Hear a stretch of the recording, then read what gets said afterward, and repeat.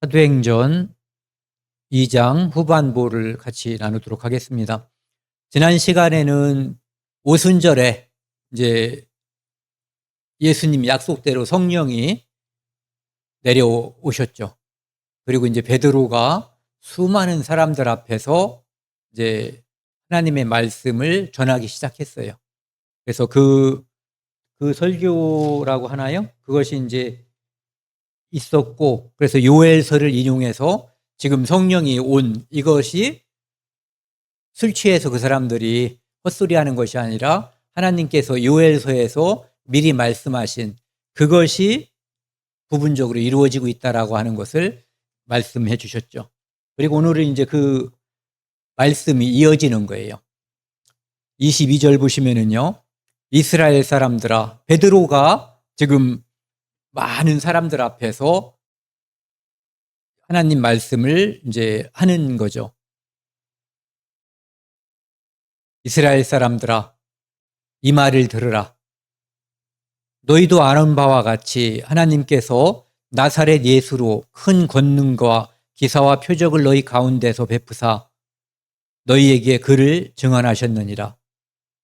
이스라엘 사람들에게 특별히 이런 말씀을, 이런 이야기를 하는 이유는 예수님이 어느 날 갑자기 딱 나타나가지고 쫙 나타나서 내가 하나님의 아들이다. 너희는 내 말을 들어라. 이렇게 말씀하신 게 아니라는 거죠. 이미 구약에 창세기부터 시작해서 많은 성경에 그리스도, 즉 메시아를 보내주겠다고 하는 약속을 하셨고 그 약속대로 하나님께서 보내주셨고 그 성경에 기록된 대로 예수 그리스도를 통해서 여기 있는 것처럼 권능과 기사와 표적을 이제 보여주신 거예요. 너희 앞에서 그를 증언하셨느니라. 그 표적이 바로 예수 그리스도를 증언하는 거라고 하는 거죠. 그래서 우리가 이 요한복음 20장 30절하고 31절을 먼저 보면은요, 예수님께서 이 땅에 오셔가지고 수많은 표적을 행하신 거예요. 성경에 그 중에 일부가 기록된 거죠. 그래서 이 책에 기록되지 아니한 표적도 많이 행하셨다는 거예요. 그런데 오직 이것을 기록한 이유가 뭐냐 하면은 너희로, 같이 읽겠습니다. 너희로 예수께서 하나님의 아들 그리스도이심을 믿게 하려 함이요. 또 너희로 믿고 그 이름을 힘입어 생명을 얻게 하려 함이니라. 예수 그리스도를 통해서 나타나는 그 표적을 통해서 그분이 그리스도, 메시아라는 걸 먼저 보여주고 그분이 메시아라고 하면은 그분이 십자가에서 메시아로서 죽어서 피 흘려 죽음으로써 무엇을 했는가? 그리고 이스라엘 사람들에게 그분의 십자가의 피가 그들과 어떤 관계가 있는가를 깨닫는 순간 그들은 하나님께서 레위기에서 알려주신 것처럼 계속해서 제사함을 위한 제사를 드렸잖아요. 그리고 1년에 한 번씩 대속죄절날 민족을 위한 제사를 드렸죠. 그렇기 때문에 대속제물이라고 하는 것이 무엇인지 의미를 알아요. 우리는 그것을 구체적으로 설명을 해줘야지 되는데 이스라엘 사람들은 세상죄를 지고 가는 하나님의 어린 양이라고 하면은 예수님이 대속제물이구나. 예수님을 유월절 양이라고 하면은 예수님이 우리 민족을 위해서 대신 죽어주러 오셨구나 라고 하는 것을 쉽게 이해할 수가 있는 거죠. 그래서 그 이름을 믿고 마태복음 1장 21절에 있는 말씀처럼 예수라고 하는 이름은 자기 백성을 그들의 죄에서 구원할 자라는 뜻이거든요. 그러니까 그 이름을 믿는다고 하는 것은 그들의 죄를 용서하기 위해서 예수님이 이 땅에 오셨고 그것을 십자가에서 다 이루었다 하심으로 완성하셨다고 하는 것을 그들이 믿으면 그 이름, 즉 구원을 힘입어, 구원자라고 하는 그 이름을 힘입어 생명을 얻게 하려고 이 땅에 예수님께서 오셨고 표적을 보여줬다, 이런 얘기죠. 23절이요. 그가 하나님께서 정하신 뜻과 미리 아신 대로 내준 바 되었거늘. 그러니까 예수님은 하나님께서 미리 정하신 거예요. 이 땅에 오실 것도, 어떻게 살 것도, 어떻게 죽을 것도, 부활할 것도, 승천할 것도 다 미리 정했고, 하나님이 미리 아신 바대로 정한 것을, 기록한 것을 읽으면 우리가 알게 되는 거죠. 너희가 법 없는 자들의 손을 빌어 못 박아 죽였으나, 굉장히 순화된 표현이에요. 너희 대제사장과 백성들이 그를 죽여달라고 했으나, 이렇게 써야지 더 정확한 표현일 거예요. 그런데 이렇게 로마 사람들의 손을 빌려 못 박아 죽였으나, 이렇게 한 거죠. 직접적인 그들의 반감을 좀 덜 살려고, 그래서 복음으로 인도하기 위해서 이제 이런 표현을 쓴 것 같아요. 하나님께서 그를 사망의 고통에서 풀어 살리셨으니, 죽었는데 분명히 무덤에 묻혔잖아요. 그리고 3일째 되는 날, 안식일 다음 날 6월절에 돌아가시고, 그 다음 안식일 다음 날에 이제 첫날을 살아나신 거죠. 이는 그가 사망에서 매여 있을 수 없음이라. 사망에 매여 있을 수 없다는 얘기는 그분은 하나님이란 뜻도 되고, 그분은 죄로부터 자유로운 분이라는 의미도 가지고 있을 거예요. 여기 보시면 이제 예수님께서 이 땅에 오셨을 때 많은 표적을 행했잖아요.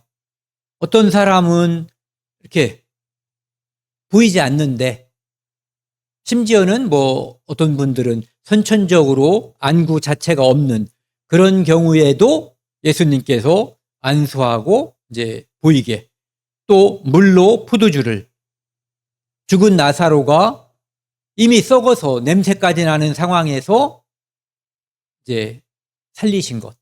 그것은 바로 우리 죄인은 죄의 냄새가 나는 거잖아요. 악취가.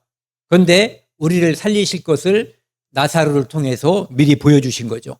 그분은 바다를 걸으셨어요.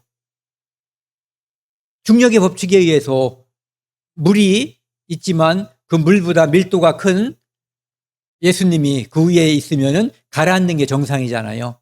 그런데 물 위를 걸으셨죠. 그래서 이 세상에는 하나님께서 만든 자연의 법칙이 있지만, 이 자연의 법칙을 만드신 분은 그 자연의 법칙 위에 초월적으로 일할 수 있다고 하는 것을 보여주신 거죠. 오병이어 사건을 통해서, 원래는 이 땅에 있는 물질들은 이렇게 나누면은 줄어드는 게 정상이잖아요. 그런데 계속 나누었는데도 5천 명이 먹고, 남자만. 그러니까 여자도, 아이들도 있기 때문에, 노인도 있기 때문에 더 많은 사람들이 있었던 거죠. 그래서 12광주리가 남았다 하는 거. 그리고 그분이 승천하는 모습을 수많은 사람들이 본 거예요. 그 모든 것에 가장 중요한 것은 이분이, 예수님께서 부활하셨다는 거죠. 많은 이적, 표적보다 더 확실한 표적은 바로 이 부활이거든요. 그래서 죽은 자 가운데서 부활하사 능력으로 하나님의 아들로 선포되셨다는 거예요. 그러니까 부활도 예수님이 메시아라고 하는 것을 증거하는 가장 강력한 표적이었다고 하는 것을 말씀하는 거죠. 다음은 25절에서 28절입니다. 베드로는 이 시편 16편 8절에서 11절에 나와 있는 다윗의 시를 가지고, 그 시의 내용이 바로 메시아를 가리킨다라고 하는 것을 시편 16편을 가지고 이제 설명을 하는 거예요. 다윗이 그를 가리켜, 그는 이제 메시아 그리스도 예수님을 가리키는 거죠. 이제 기억부터 여기까지 인용한 거잖아요. 이것은 아까 말씀드린 것처럼 시편 16편 8절에서 11절 말씀을 인용한 거예요. 내가 항상 내 앞에 계신 주를 배웠으며, 다윗이 자기 앞에 예수님이 계신 것을 봤다, 이런 얘기예요. 나로 요동하지 않게 하기 위하여 그가 내 우편에 계시도다. 하나님은 나의 목자잖아요. 그러니까 다윗이 목동으로서 무엇을 할 때, 왕으로 무엇을 할 때 늘 자기 우편에서 다윗을 지켜주고 도와주고 보호해줬다. 이런 것을 이야기하는 거죠. 그러니까 다윗의 옆에 다윗과 함께 메시아가 그리스도께서 계셨다라고 하는 것을 이야기하고 있는 거죠. 그러므로 내 마음이 기뻤고, 당연히 기쁘겠죠. 그리스도가 함께 있었으니까. 내 혀도 즐거워하였으며, 그래서 다윗은 수많은 시를, 수많은 노래를 불렀던 거예요. 육체도 희망에 거하리니, 그러니까 영혼만 즐거웠던 것이 아니라 이 육체도 굉장히 기뻤고 희망 속에 있었다 이거죠. 이는 내 영혼을 음부에 버리지 아니하시며.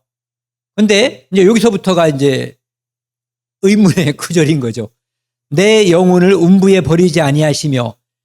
다윗이 이 음부라고 하는 것이 죽어서 가는 지옥이라는 의미로다 여기선 쓰이는 게 아니라 그냥 죽음 뒤에 세상을 말하는 거예요. 죽음이라고 봐도 되는 거죠.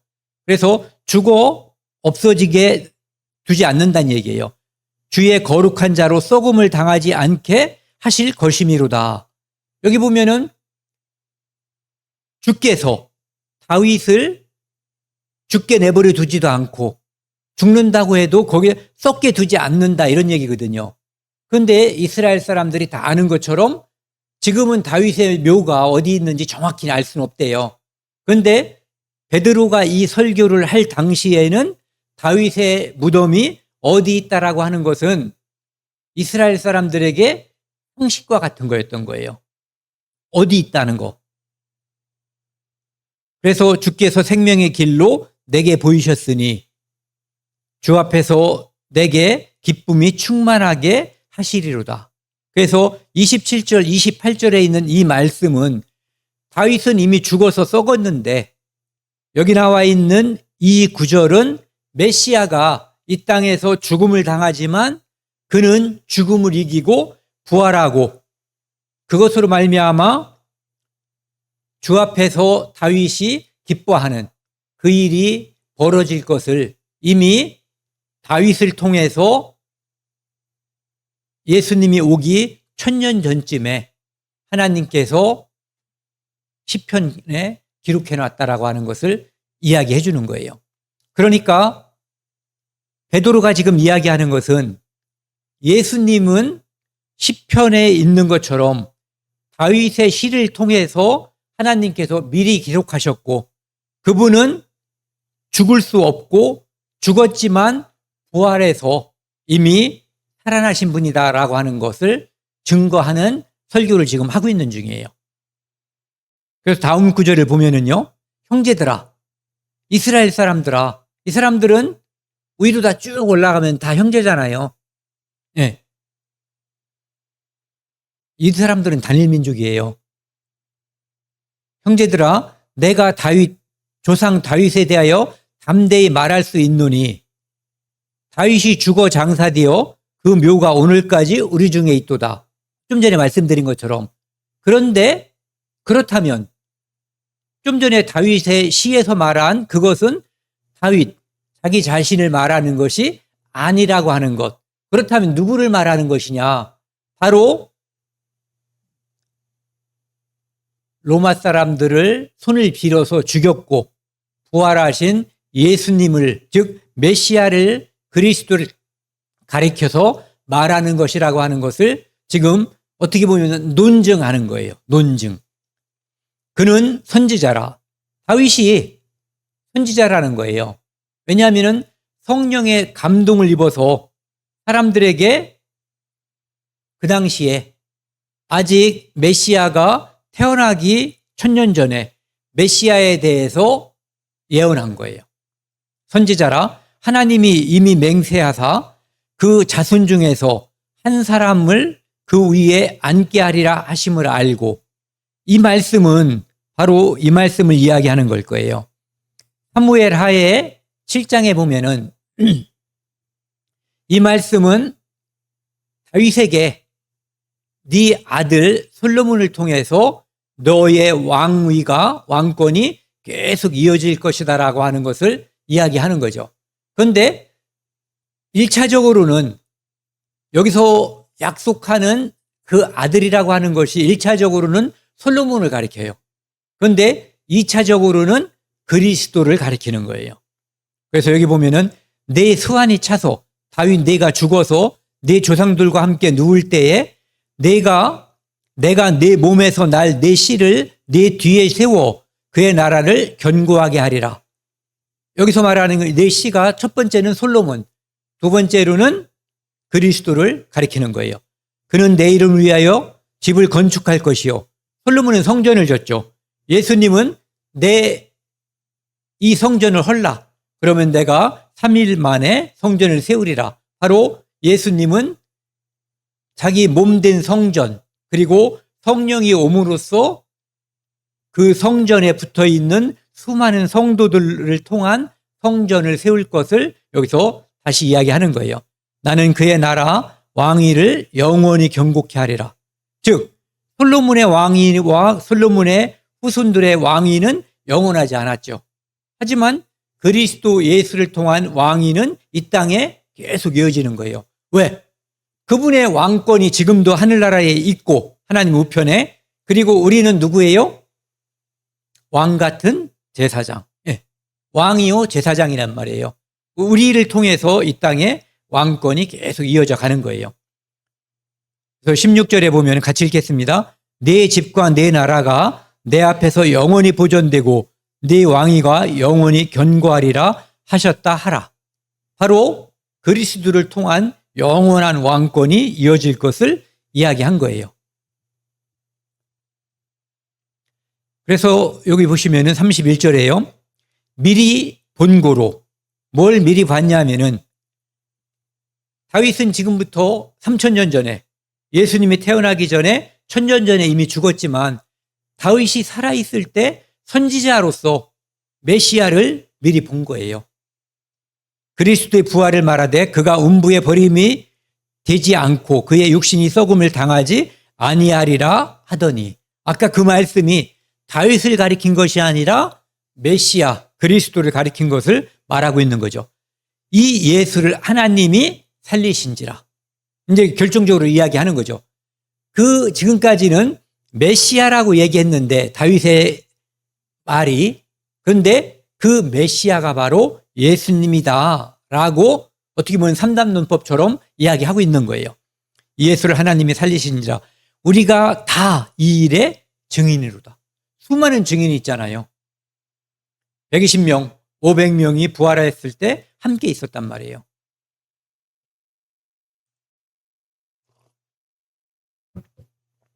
그러니까 하나님의 섭리 속에 그 일이 계속 이루어졌다고 하는 것을 보여주는 거죠. 그리고 이제 이 선지자들 있잖아요. 선지자들도 어떤 선지자들은 이제 하나님께서 그에게 허락한 만큼 예언을 주는 거잖아요. 그런데 어떤 선지자가 더 많이 연구하고 미래에 대해서 더 알기를 간절히 사모한다면 그에게는 더 많은 어떤 예언을 주신다. 이런 거죠. 여기 보시면은 선지자들이 연구하고 부지런히 살펴서 자기 속에 계신 그리스도의 영이 그 받으실 고난과 후에 받으실 영광을 미리 예언하여 누구를 또는 어떠한 때를 지시하는지 상고하니라.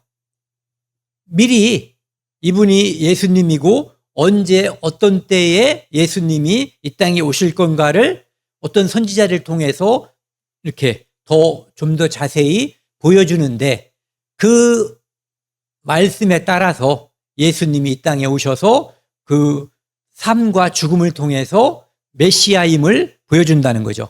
12절은 같이 읽겠습니다. 이 섬긴 바가 자기를 위한 것이 아니요 너희를 위한 것임이 계시로 알게 되었으니 이것은 하늘로부터 보내신 성령을 힘입어 복음을 전하는 자들로 이제 너희에게 알리신 것이요 천사들도 살펴보기를 원하는 것이라.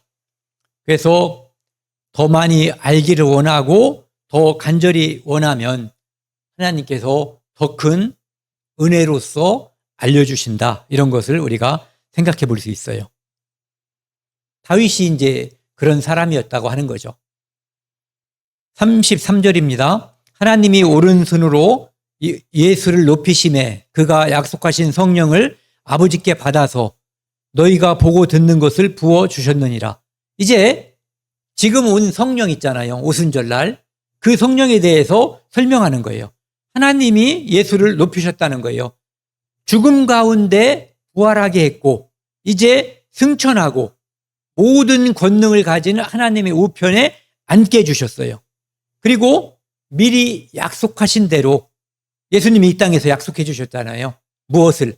성령을 보내줄 것을. 그래서 그가 약속하신 성령을 아버지께 받아서 이렇게 기도하는 거죠. 아버지가 예수님께 주면 예수님이 보냈다. 그래서 이 성경에 보면은 성령은 누가 보냈는가, 어떻게 이 땅에 오게 됐는가에 대해서 어떤 데 보면은 예수님이 보낸 것 같고 어떤 데 보면은 하나님이 보낸 것 같은데 무엇으로 얘기해도 문제가 없어요. 여기서는 보면은 하나님이 예수님한테 주고 예수님이 우리한테 보낸 걸로 되어 있는 거죠. 다윗은 하늘에 올라가지 못하였으나 이번에는 이제 그 시편 110편 1절 말씀 지난번에도 인용이 됐었잖아요. 많이. 올라가지 못하였으나 친히 말하여 이르되 주께서 내 주에게 말씀하시기를 주께서 하나님께서 예수님께 말씀하시기를 내가 하나님이 내 원수로 예수의 원수로 네 발승상이가 되기까지 너는 내 우편에 앉아 있으라 하셨도다.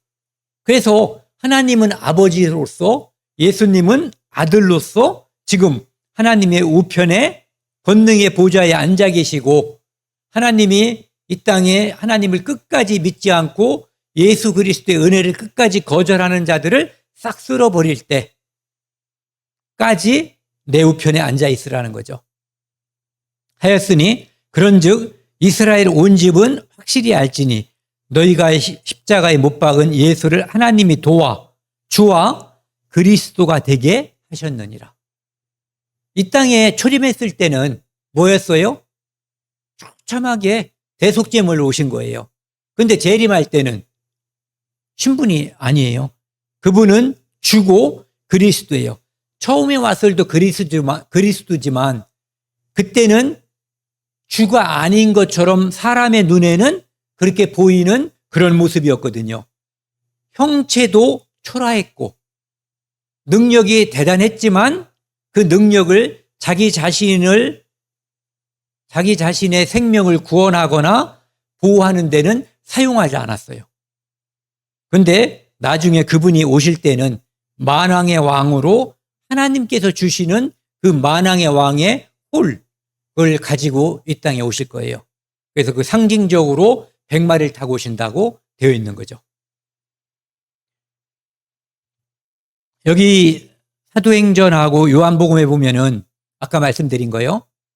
그럼 성령은 누가 보내주시는 건가? 이걸 한번 생각해 보자고요. 내가 아버지께 구하겠으니 그가 또 다른 보혜사를 너에게 주사. 여기 보면은 아버지께 구했는데 하나님이 주는 것으로 되어 있어요. 그렇죠? 영원토록 함께 있는다고 되어 있고 보혜사 곧 아버지께서 내 이름으로 보내실 성령. 여기도 보면은 하나님이 보내시는 거죠. 다만 내 이름으로 아까 표현을 하면 나한테 주어서 내가 보내는 것처럼 되는 예수 그리스도의 이름으로 보내는 성령인 거예요. 그리고 여기 16절에 보면은 가면 내가 그를 너희에게 보내리니 여기 누가 보내는 거로 돼 있어요? 예수님이 보내는 거로 돼 있죠. 그 다음에 여기는 보면은 누가 보내는 것은 표시 없이 성령으로 세례를 받으리라. 성령을 예수님이 부활이 아니라 승천하기 직전에는 이렇게 말씀을 하셨어요. 그래서 하나님이 보냈다고 해도 상관이 없고 예수님이 보냈다고 상관이 없고 하나님이 예수님을 통해서 보냈다고 해도 문제가 없어요.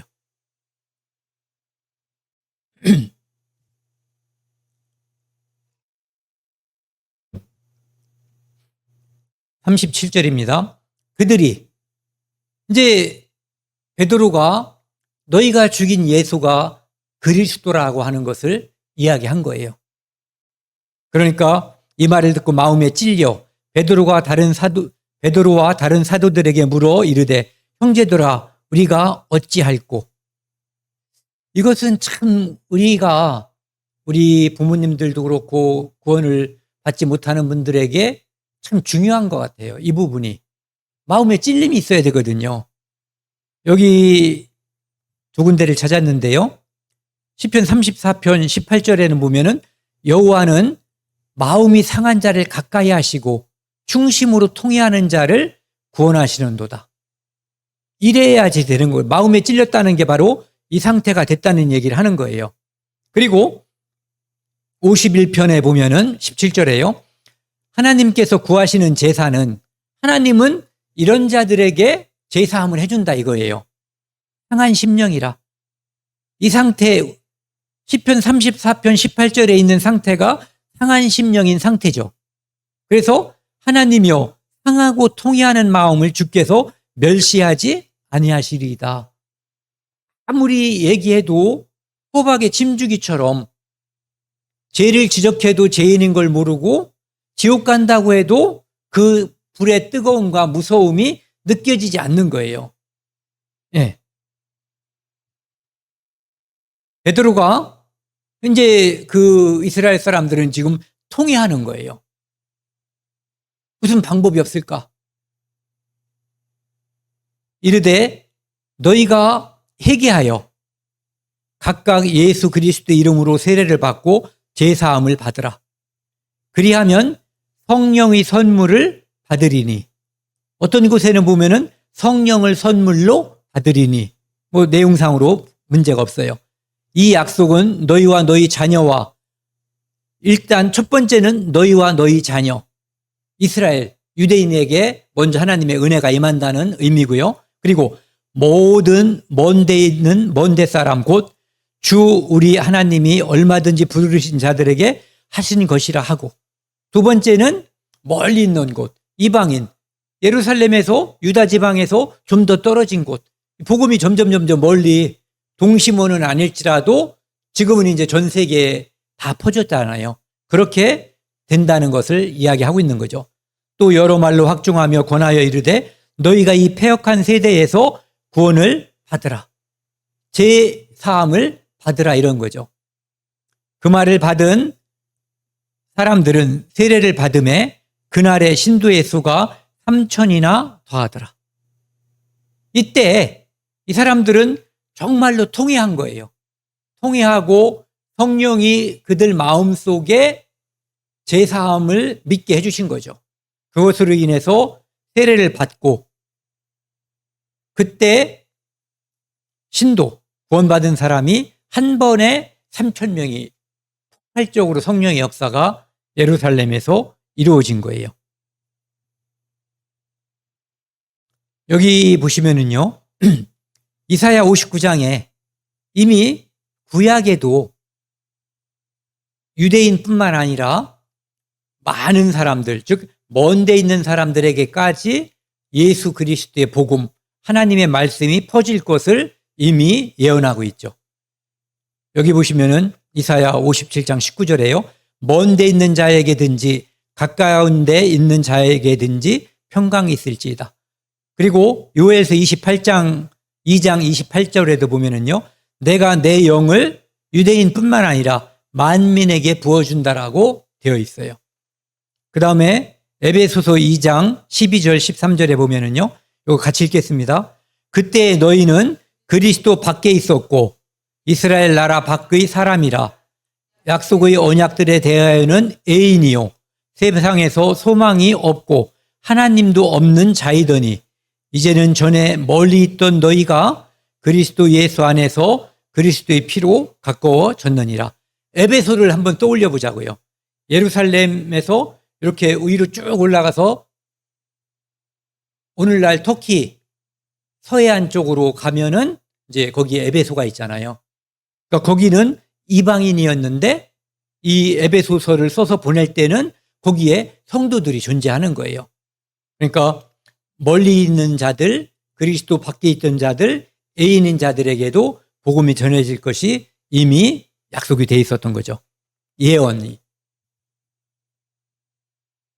42절, 47절입니다. 그들이 사도의 가르침을 받아 서로 교제하고 떡을 떼며 오로지 기도하기를 힘쓰니라. 이제 구원받은 사람들이 탄생한 거예요.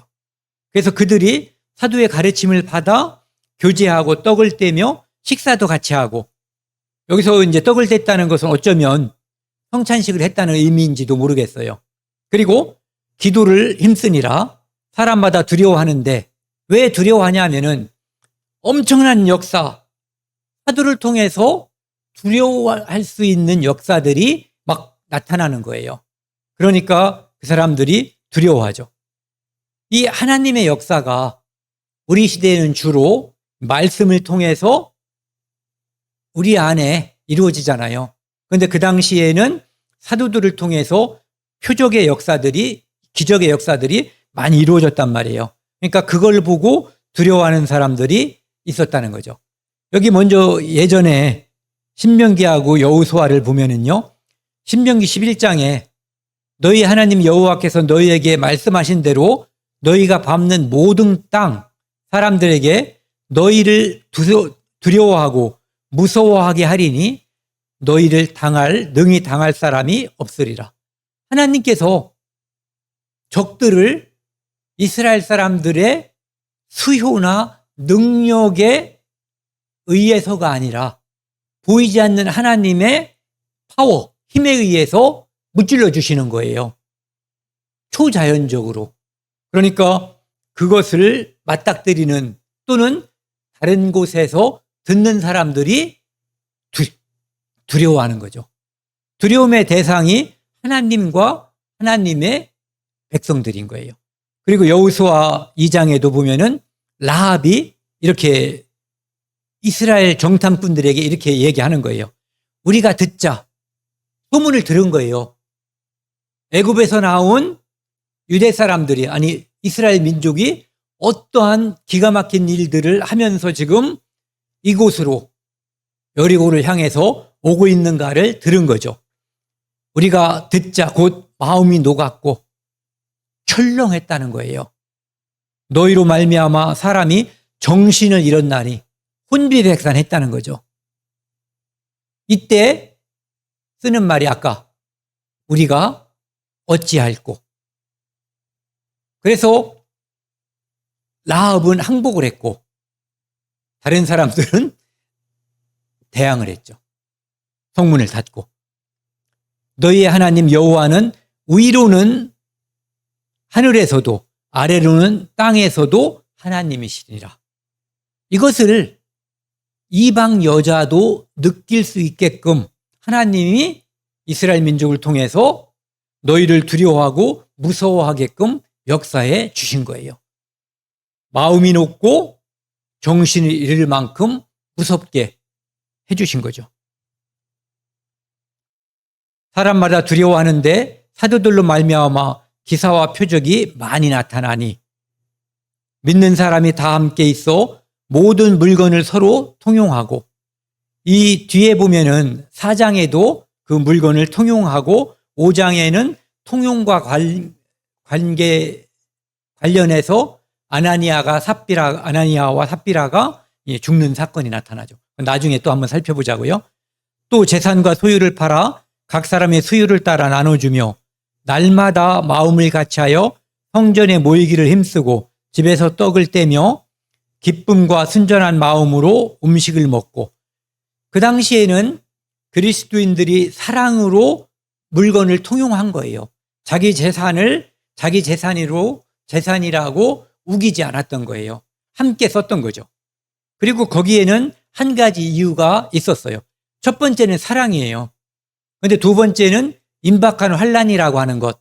뭐냐면은 조금 있으면 예루살렘 성이 파괴되고 타이투스가 와서 그 성을 완전히 파괴할 거예요. 그런데 그 성 안에 재산과 부동산 이런 것들이 다 있으면 도망가는데 쉽지가 않죠. 마치 롯의 처처럼 롯의 아내처럼. 그래서 그때 자기들의 물질을 다 교회에 내놓고 함께 사용해버리면 꺼름직하지 않고 쉽게 도망갈 수가 있는 거예요. 그래서 사랑으로 한 거지만 나중에 사도들이 그것을 요구한 것은 그들의 생명을 구하기 위한 또 다른 사랑의 권면이라고 볼 수가 있는 거죠. 47절 같이 읽겠습니다. 하나님을 찬미하며 또 온 백성에게 칭송을 받으니 주께서 구원을 받는 날마다 더하게 하시니라. 하나님을 찬송하면서 찬미하면서 하나님께도 칭찬을 받고 백성들에게 아직 믿지 않는 사람들도 저 사람들은 훌륭한 분들이다. 그리스도인들이다. 이렇게 개독이 아니라 저 사람들은 달라. 좋은 의미로서. 그러니까 누구든지 저 사람들과 함께하고 싶은 거예요. 그러니까 믿는 사람들이 점점 늘어나는 거죠. 나는 저놈들하고는 같이 놀기 싫어. 그러면은 믿는 사람들이 생길 수가 없는 거죠. 사도행전 4장 32절 요거 읽고 마치겠습니다. 믿는 무리가 한 마음과 한 뜻이 되어 모든 물건을 서로 통용하고 자기 재물을 조금이라도 자기 것이라 하는 이가 하나도 없더라. 오늘은 여기까지 하겠습니다.